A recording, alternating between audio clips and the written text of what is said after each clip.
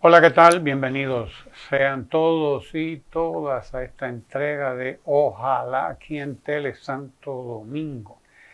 En, bueno, septiembre. Recordar a septiembre siempre. El recuerdo de esa efeméride que uno no, por lo menos nuestra generación y la historia dominicana no podrá dejar de recordar siempre, que es ese golpe de Estado contra Juan Bosch el 25 de septiembre de 1963 y del cual estamos recordando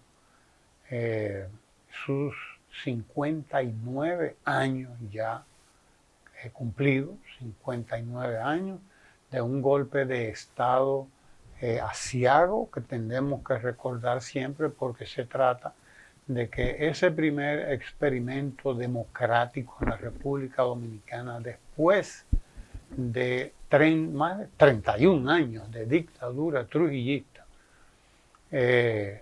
sirvió para muchas cosas. Uno jamás podría pensar que en 7 meses podía hacerse tanto y podía construirse tanto para el presente y sobre todo para el futuro, porque en esos 7 meses se construyó mucho en la República Dominicana, y cuando hablamos de construir no nos referimos a echar concreto y varilla y cosas que es lo de menos. No, se trata de construir conciencia, conciencia histórica, conciencia social, conciencia política. Tanta se construyó en esos 7 meses que la República Dominicana está marcada, su historia a partir de ahí queda marcada precisamente por esos 7 meses de gobierno de Juan Bosch. No hay manera de abordar la historia presente si no nos vamos allá. No nos vamos a ese momento precisamente en que se castró, en que se cortó un experimento democrático cuando estaba en su mejor momento, pero sobre todo cómo se construyó el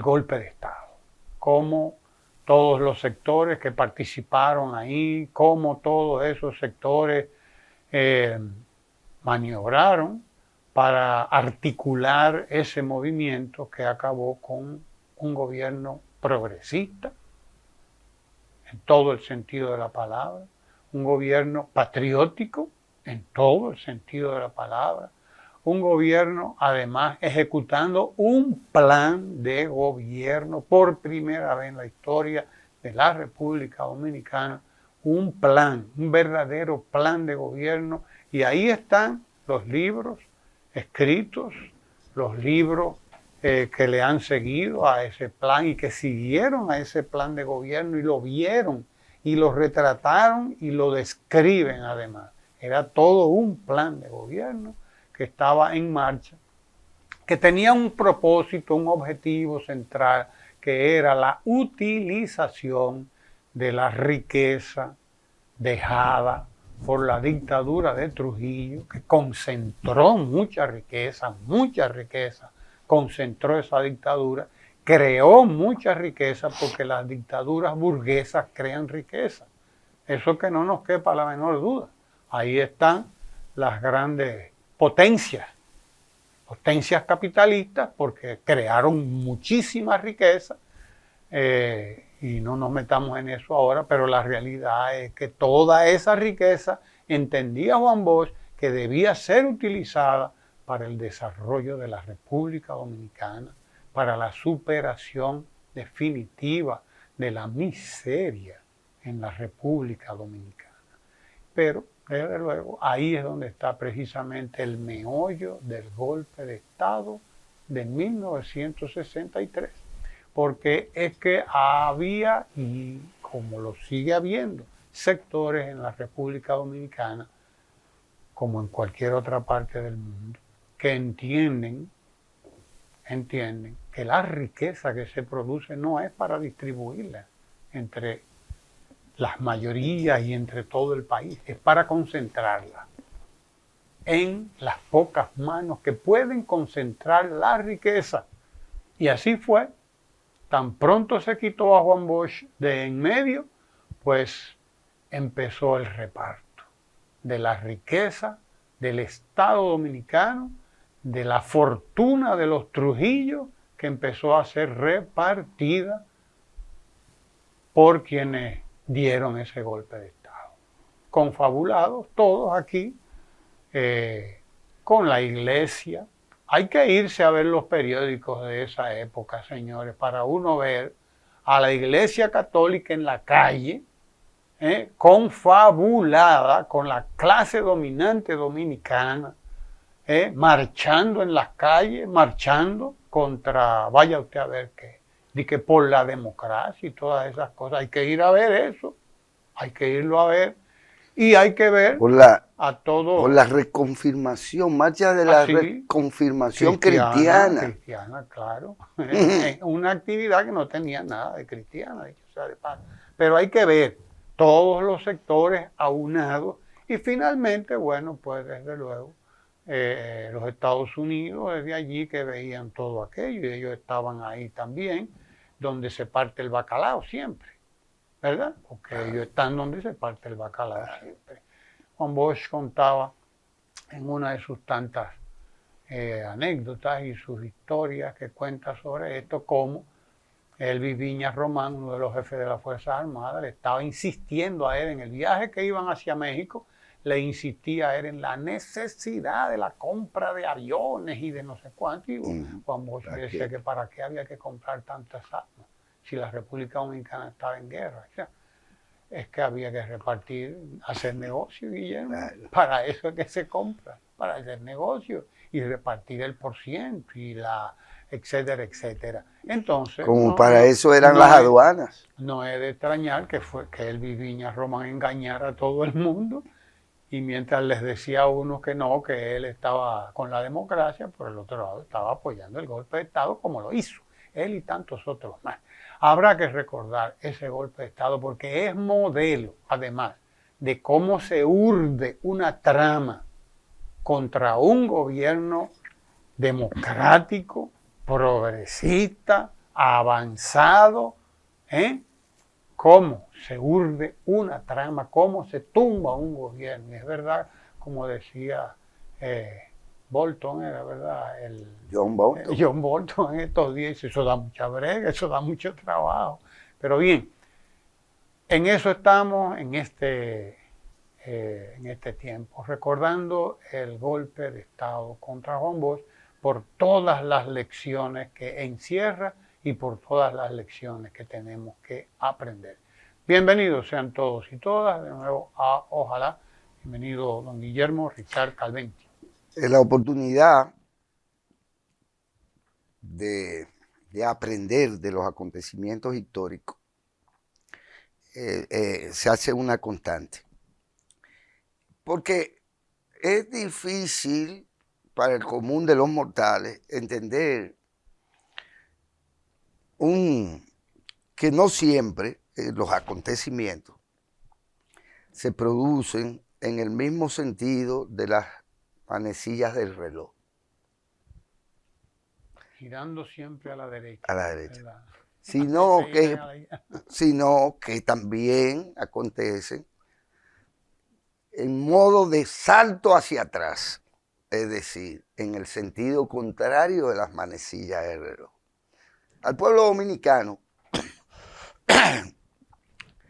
le llevó de alguna manera 30 años, 31 años, sacudirse, o que se le permitiera sacudirse, y quitarse de encima de la manera más democrática y civilizada, que fueron las elecciones del 62, que dan el triunfo del profesor Juan Bosch con las primeras elecciones libres que se tuvo en el siglo XX, con más de un 62% de aprobación. y no un 62 donde votaron 4 gatos, sino de unas elecciones que fueron de alta votación. De alta votación, y es lógico, el pueblo no lo había podido hacer en 30 años, en 31 años, se le da la oportunidad y dice qué es lo que quiere el pueblo. Entendió el mensaje del profesor Juan Bosch, que no solo fue desde antes de llegar al país, en su condición de exiliado, fue vilipendiado, fue difamado, e incluso en el caso de la Iglesia Católica, que tendrá en su momento que explicarle a su propia feligresía, porque no a quienes sabemos cuál fue y qué determinante fue su participación en aquello. Igual a lo del golpe de Estado a Salvador Allende. Es el social cristianismo que le sirve de base social y de sustento ideológico a los militares golpistas de allá y a los militares golpistas de aquí. Es decir, nada más relevante en ese momento en que el pueblo pues quería dar un salto hacia adelante en el sentido de la manecilla del reloj. ¿Quién aparece como una figura determinante? Institucionalmente la Iglesia Católica, que a través de Láutico García, ¿verdad? Pues acusan a Juan Bosch de comunista. Algo que le debe haber sabido al profesor de muy agrio, porque no era comunista. Ni lo había sido, ni lo había proclamado, ni lo fue, nunca. Para que se sea, para ser honesto. Fue lo que le dijo al pueblo dominicano que era un demócrata, independentista, patriótico, por lo tanto, y progresista. No más que eso, tampoco se necesitaba más que eso. Mucha gente quiere también decir o sustentar esa acusación de comunista don Juan por haber estado viviendo en Cuba durante un proceso en el que conduce al triunfo de la Revolución Cubana en el 1959. Pero la Revolución Cubana nunca fue proclamada el 19 de julio, ¿verdad? El 26 de julio. Nunca fue proclamada, en enero, en el 59. 59, correcto. Pero nunca fue proclamada, sino hasta 5 o 6 años después, un proceso de carácter socialista, que todo el mundo sabía que era la única opción que se le daba a la dirección de la Revolución Cubana, que ya, no tenía otra cosa porque había sido invadido, etcétera. ¿Y de dónde me agarro? Me agarro de donde me tenga que agarrar, porque es la patria primero. Pero bueno, fue la Iglesia Católica quien acusa a don Juan injustamente, tan injustamente que el propio señor que la historia ya lo ha colocado donde está, pues llegó a retractarse y a decir que era cierto, que había acusado injustamente a don Juan de comunista. Pero además recuerden que esa es la misma iglesia que solo después de la firma del concordato y solo después de que ese Vaticano, surgido en el 29, en 1929, como Estado, le había servido no solo a Mussolini, sino a Hitler, a los nazis, para sacar a los criminales nazis, sacarlos de Europa y preservarles su vida y sus capitales. Y blanquear una buena parte de esos capitales acumulados sobre la base del despojo de los nazis a todas las naciones y los pueblos que invadieron, no solo a Francia, no solo a los judíos, etc. Entonces, se le da esa iglesia y los socialpistolas.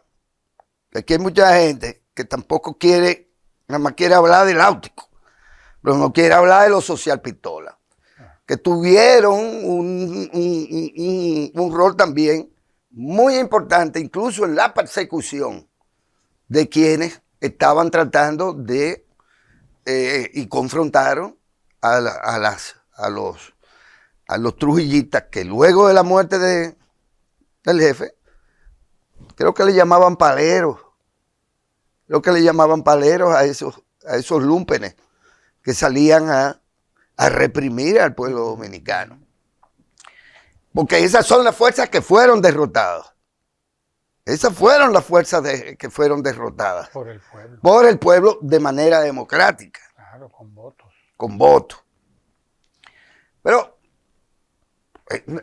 eso solo pudo durar 6 meses. Y bastaron 6 meses. 7 meses. Bastaron 7 meses para que quedara registrado en la historia en el sentido de las manecillas del reloj hacia el futuro, hacia adelante, hacia el progreso, hacia la democracia, para que quedara claro al momento del golpe de Estado que era a un gobierno democrático que ni mató ni robó. Y que por demás no se prestó a las conspiraciones o a las provocaciones fronterizas, que es importante también recordarlo, porque siempre está ahí esa carta. La carta siempre está ahí.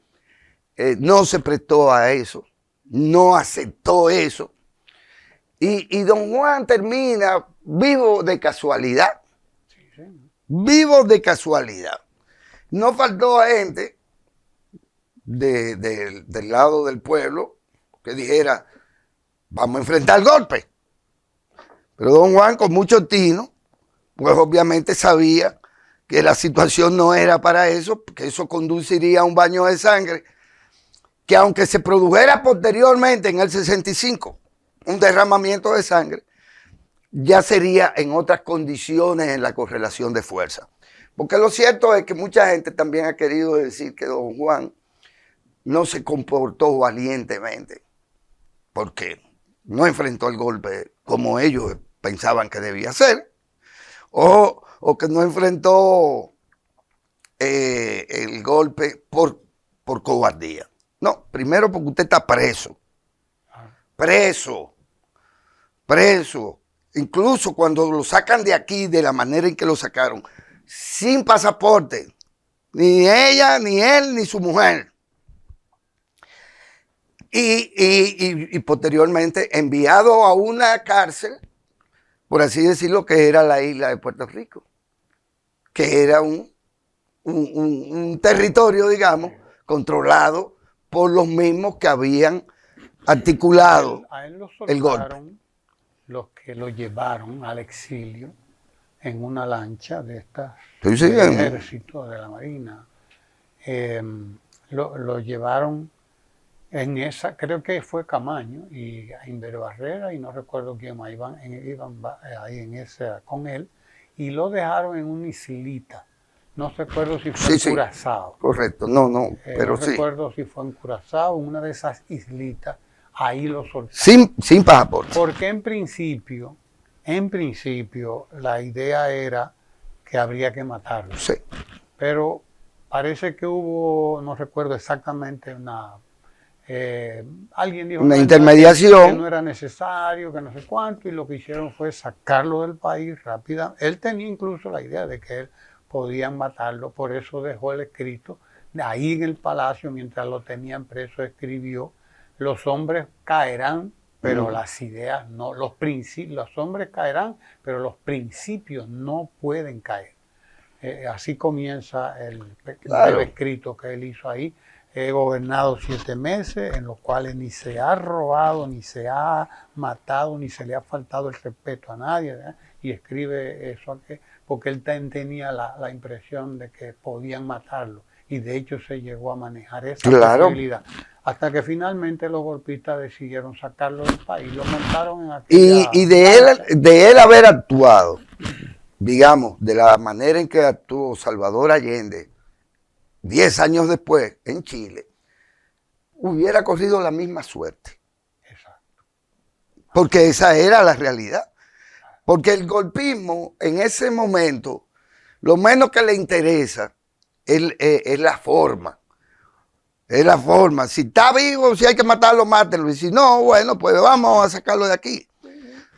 Si Salvador Allende entrega el poder y no dice lo que dijo en aquel famoso discurso de que a él había que matarlo para sacarlo de ahí, igual lo matan, igual lo sacan, digamos, le preservan la vida al anciano presidente, en el caso de Allende. Pues bien, pero don Juan no dejó de hacerlo un solo minuto, que fue preparar la resistencia organizada, política, planificada,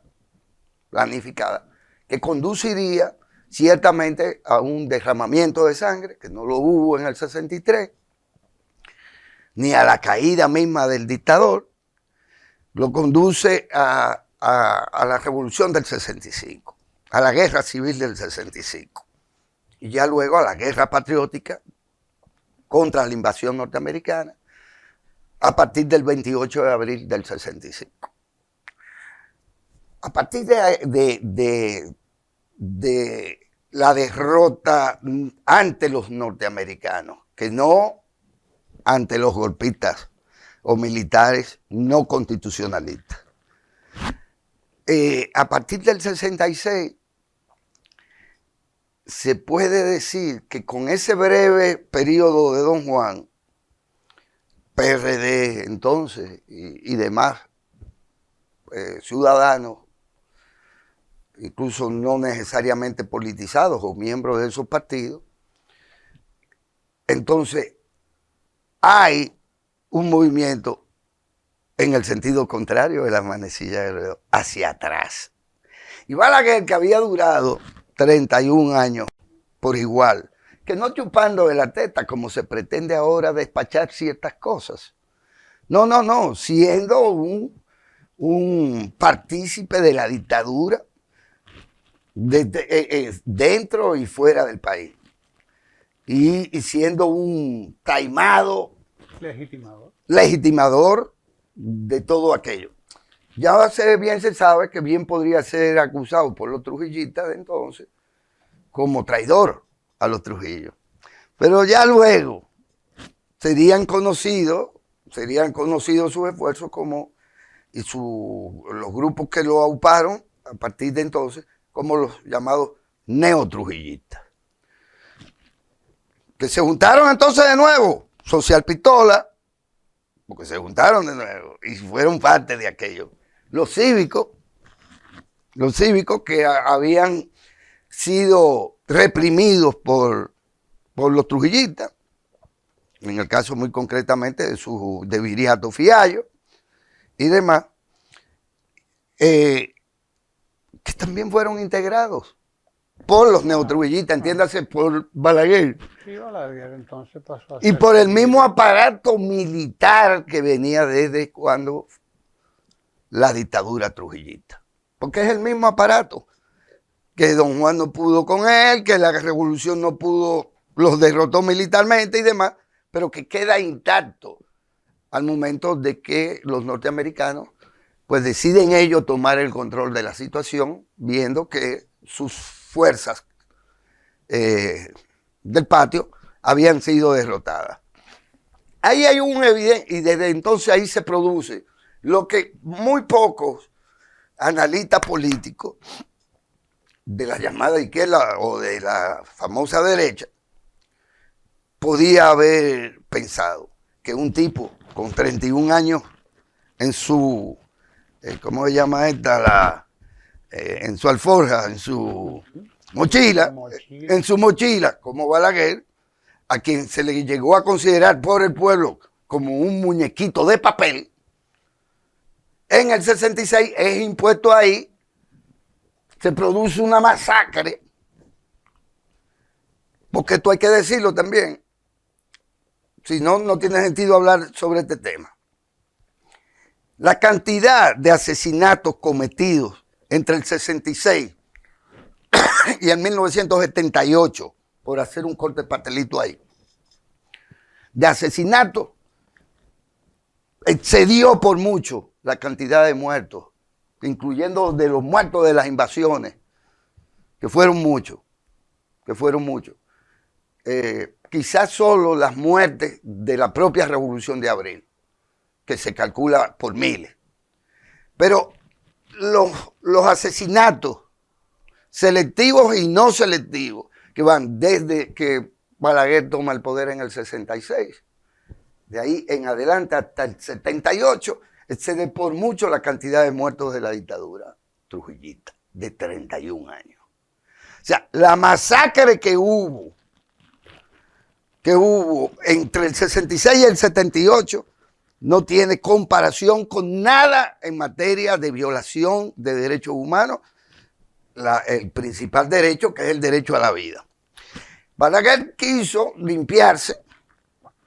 No, que esas son fuerzas incontrolables. Los intelectuales balagueristas pretenden decir, bueno, es que eso era el MAT, eso era la CIA. Y ciertamente Balaguer no controlaba ni a la CIA ni al MAT, porque era lo contrario, la CIA y el MAT y el Departamento de Estado controlaban a Balaguer.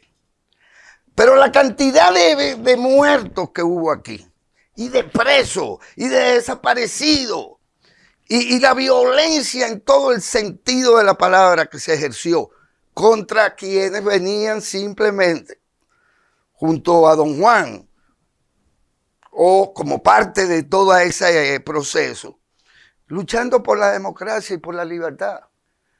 Nunca hubo aquí un planteamiento programático ni del profesor Juan Bosch, ni de la llamada izquierda dominicana, un planteamiento programático que condujera ni a la revolución socialista, ni a la revolución comunista, ni a la nueva democracia, ni a nada. Hay que recordar, Guillermo, que ese era parte de todo un plan que se ejecutaba a nivel de Latinoamérica. Correcto. Y del mundo.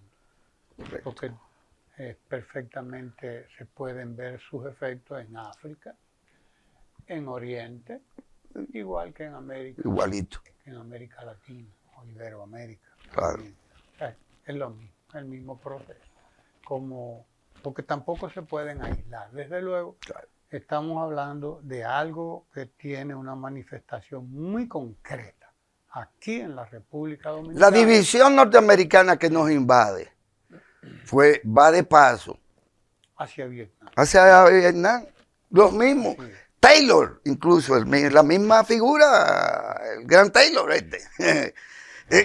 porque es esa la realidad. Entonces, aquí se procedió por igual en el 74 a impedirle el voto a la población, a impedir que las fuerzas democráticas de entonces se unieran. Se pretendió hacer lo mismo en el 78. Sí, a partir del 66. A partir del 66. Todo queda marcado por esa determinación de que ni don Juan, ni el PRD que él dirigía, o que dirigió hasta el 73, ¿verdad? Podrían volver a ejercer el poder. Y finalmente así lo determinaron también mediante un fraude electoral o el despojo del triunfo del profesor Juan Bosch ya prácticamente en el final de su... Sí, en el 1990.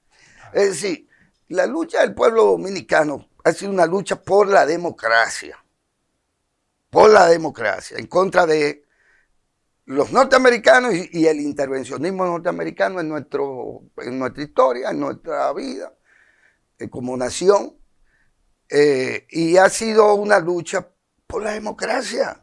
Aquí ni siquiera los llamados izquierdistas o tachados de comunistas eran marxistas-leninistas, ni nada que se le ocurriera.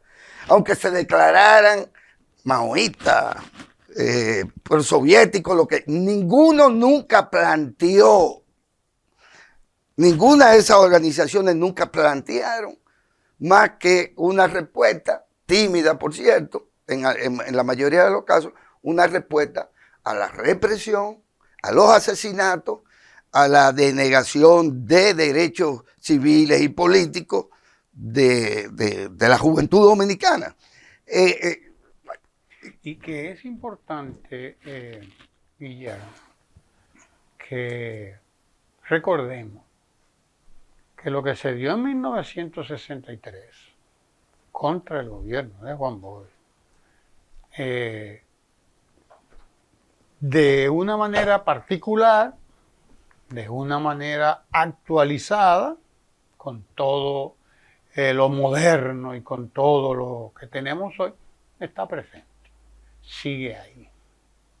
Sigue ahí el sistema que se instauró, que es un sistema que permite un régimen de desigualdad tremendo que nosotros vivimos, que permite que una parte de la población siga explotada, siga en la pobreza, hasta hace poco con niveles de analfabetismo de 15%, 20%, 25%, que se, por cierto, tuvo un ataque frontal ese analfabetismo hace muy poco tiempo con el Plan Nacional de Alfabetización que se instaló a partir del 2013. Y en ese momento se hablaba de un 12% de la población. En esa condición de analfabetismo extremo. Que siguen las condiciones. De una u otra manera, siguen esas condiciones. Sigue la confabulación de fuerzas que han permitido que lo que se instauró en ese momento, con ese golpe de Estado, continúe de una u otra manera, pero continúa. Ya que pusiste ese ejemplo. Siguen gravitando las fuerzas que impiden el avance de la democracia, el avance del progreso, con todo lo que pueda, ¿verdad? Para entenderlo bien, porque es progreso. Siguen gravitando esas fuerzas y tú las viste en acción con una llamada del jefe del Departamento de Estado de los Estados Unidos que llamó aquí al presidente Medina en el 2020 para decirle, mire, aquí estamos clarísimos. La Asamblea Nacional no puede. Ustedes tienen que respetar la democracia y la Asamblea Nacional tiene que ser así, así, así. O sea, dándonos órdenes. Dándolas. Órdenes desde allá y ya sabemos todo lo que pasó. Claro, Pompeo le daba órdenes al mundo entero. Todo el mundo. Ya sabemos todo lo que pasó a partir Pero ya que tú mencionaste ese último camino real. Para que se vea que el 1963 no estás tan lejos del 2000. No, pero para nada. Sigue siendo el sentido no de la manecilla del reloj, sino en contra del reloj. Porque lo que se hizo, mira cómo se desmonta ese ejemplo que tú pusiste.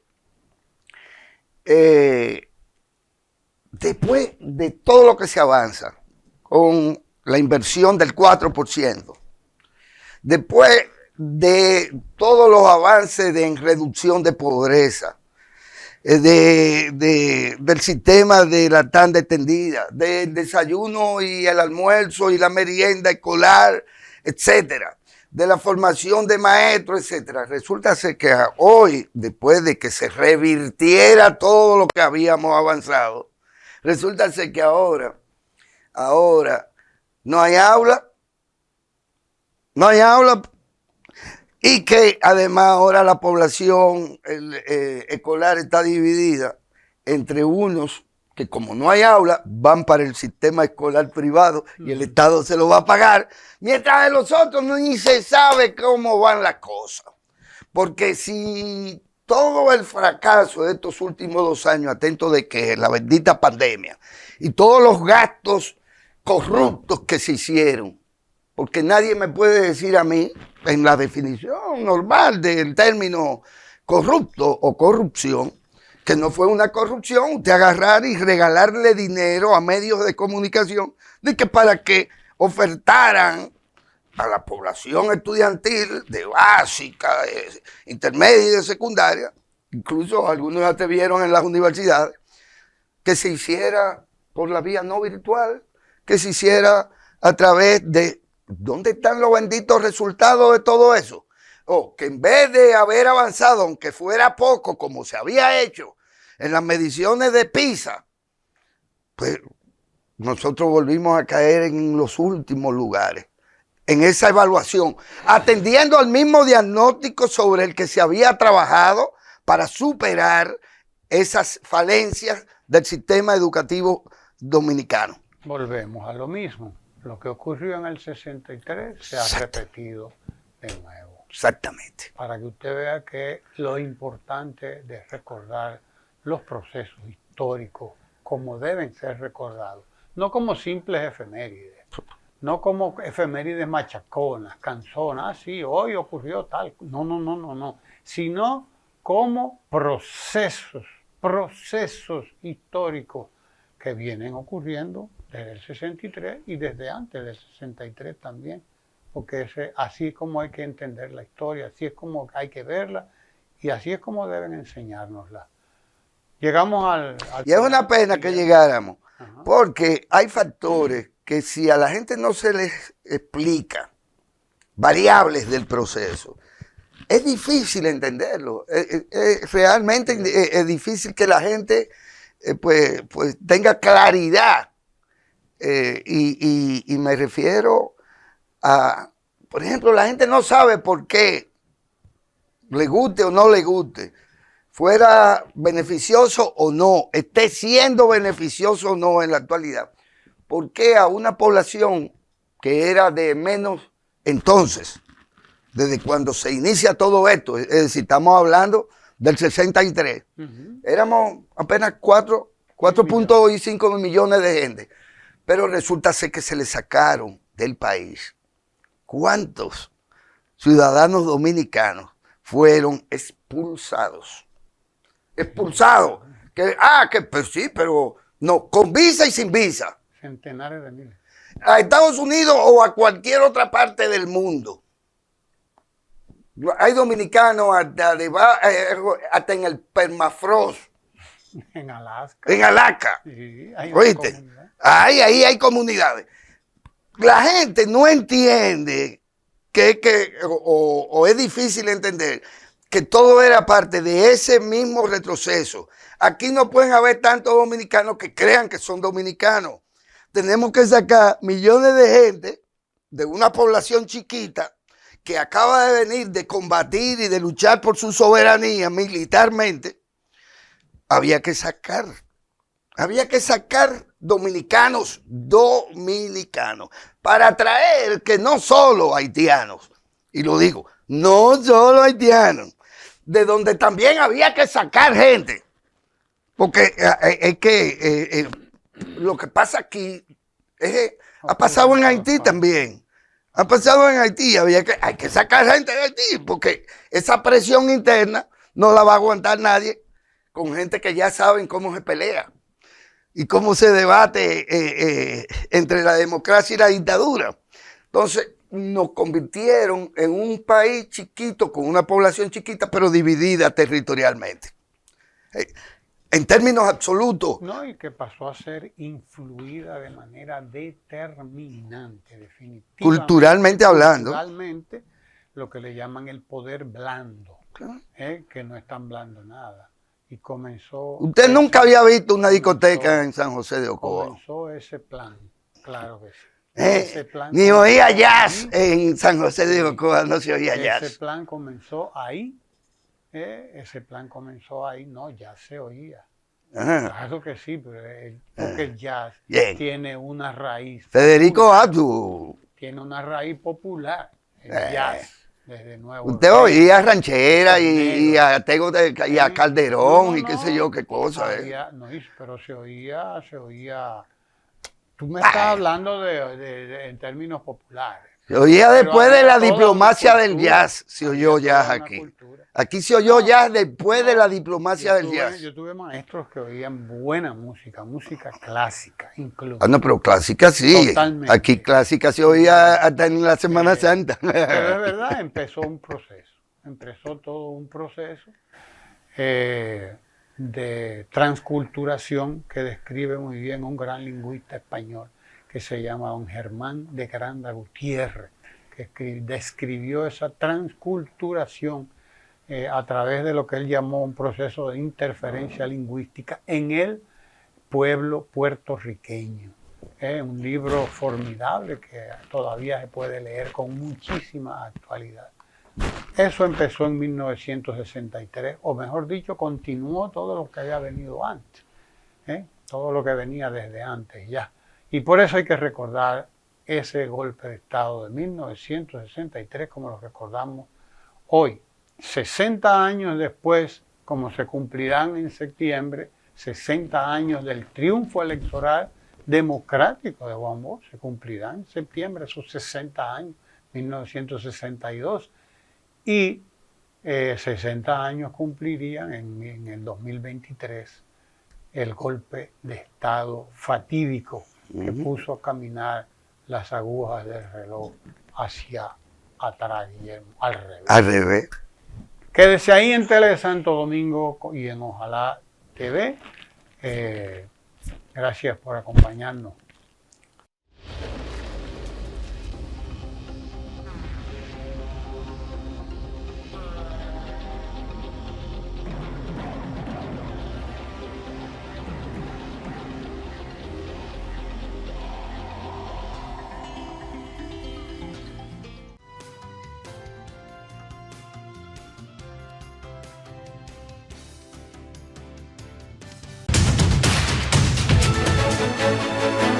Tele Santo Domingo es cultura.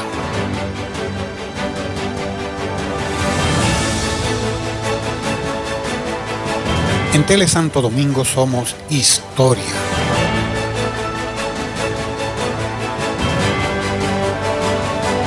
Tele Santo Domingo, televisión desde el centro del Caribe.